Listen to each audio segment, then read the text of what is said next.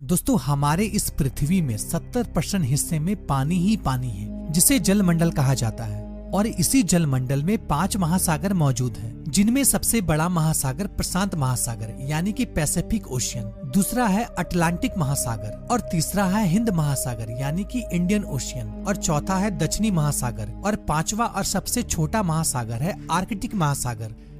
दोस्तों साइंस के क्षेत्र में हम मानव ने काफी तरक्की कर ली है, लेकिन आपको जानकर हैरानी होगी, इसके बावजूद भी हम मानव इस विशाल समुद्र की अभी तक केवल 20% हिस्से का ही गहन अध्ययन कर पाए हैं। इस समुद्र की असीम गहराइयों में अभी भी तकरीबन 80% हिस्सा हम मानव से बिल्कुल अनजान है। यानी कि महासागरों की गहराइयों में आज भी कई सारे ऐसे रहस्य छुपे हुए हैं जिससे हम मनुष्य आज भी अनजान है। और ऐसे ही एक रोचक एवं कल्पनाओं का हिस्सा है हिंद महासागर।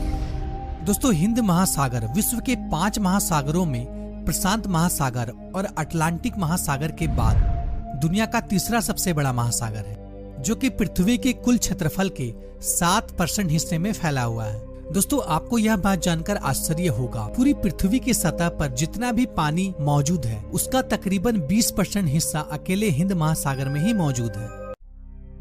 दोस्तों इस महासागर का सबसे खास बात यह है कि इसका नाम हमारे प्यारे देश हिंदुस्तान के नाम पर पड़ा है। यह दुनिया का एकमात्र महासागर है जिसका नाम किसी देश के नाम पर पड़ा है। दोस्तों संस्कृत की पुस्तक में इसे रत्नाकर के नाम से बुलाया जाता है, जिसका अर्थ होता है रत्न उत्पन्न करने वाला महासागर। वैसे आपको यह भी बताता चलूं, हिंदू ग्रंथ में इस महासागर को हिंदू महासागर के नाम से भी जाना जाता है। वैसे आपने यह भी सुना होगा कि हिंद महासागर को सबसे युवा महासागर भी कहा जाता है, क्योंकि शोधकर्ताओं के माने तो इस महासागर का जन्म तकरीबन 73 करोड़ वर्ष पहले हुआ था। दोस्तों हिंद महासागर का पानी विश्व के अन्य महासागरों की तुलना में काफी गर्म मानी जाती है। यानी कि हिंद महासागर का पानी कभी कभी इतना गर्म हो जाता है कि इसका टेम्परेचर 36 डिग्री तक पहुंच जाता है। दोस्तों हिंद महासागर का कुल क्षेत्रफल 7,05,60,000 वर्ग किलोमीटर है।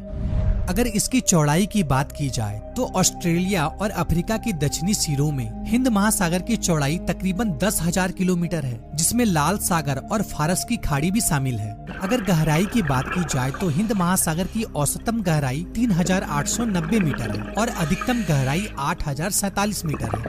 दोस्तों यूँ तो इस महासागर में हजारों द्वीप मौजूद हैं, लेकिन इनमें से सबसे बड़े द्वीप मेडागास्कर और श्रीलंका है। दोस्तों हिंद महासागर का फैलाव भारत के पश्चिम में अफ्रीका तक, तो पूर्व में इंडोनेशिया और ऑस्ट्रेलिया की सीमाओं तक फैला हुआ है।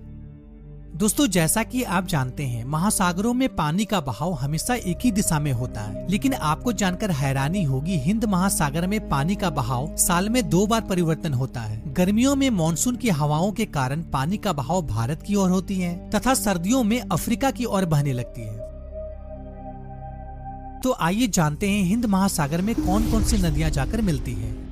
हिंद महासागर में जाकर मिलने वाली नदियों में सबसे प्रमुख नदी सिंधु, गोदावरी, कृष्णा, नर्मदा। इसके अलावा विश्व की 2 सबसे बड़ी नदियां ब्रह्मपुत्र और गंगा हिंद महासागर में जाकर मिलती हैं। यह नदियां 2000 किलोमीटर दूर हिमालय पर्वतमाला से रेत और मिट्टी लाकर समुद्र में जाकर डालती है, जिनसे नदियों के मुहाने के आगे महासागर में अनेकों टापू बन जाते हैं। इनमें से कई ऐसे द्वीप भी बन जाते हैं जिनकी प्राकृतिक सुंदरता विश्व में और कहीं नहीं देखी जा सकती है, जो कि पर्यटकों के लिए मुख्य आकर्षक का केंद्र बना हुआ है। दोस्तों हिंद महासागर का सबसे गहरा गर्त सुनाता ट्रेंच है, जिसे कि जावा ट्रेंच के नाम से भी जाना जाता है। इसकी अधिकतम गहराई 7,730 मीटर है और लंबाई तकरीबन 3200 किलोमीटर तक है।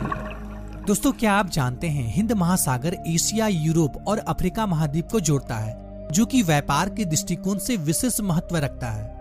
भारत का तकरीबन 78% अंतर्राष्ट्रीय व्यापार हिंद महासागर से ही होता है। वैसे तो हिंद महासागर की सीमाएं 40 देशों को छूती है और इनके तटों पर विश्व की 40% आबादी बसती है। साथ ही विश्व के व्यापार का 2/3 हिस्सा और संपूर्ण मालवाहक का 1/3 हिस्सा केवल हिंद महासागर से होकर ही गुजरता है, जो कि देशों की अर्थव्यवस्था को मजबूत बनाए रखने में अहम भूमिका निभाती है। तो दोस्तों आज के लिए इतना ही। आशा करता हूँ कि ये जानकारी भरी वीडियो आपको पसंद आई होगी। अगर पसंद आई हो तो लाइक जरूर कीजिएगा, साथ ही हमारे चैनल को सब्सक्राइब कर लें। फिर मिलते हैं एक नई वीडियो में एक नई टॉपिक के साथ। तब तक के लिए गुड बाय, टाटा।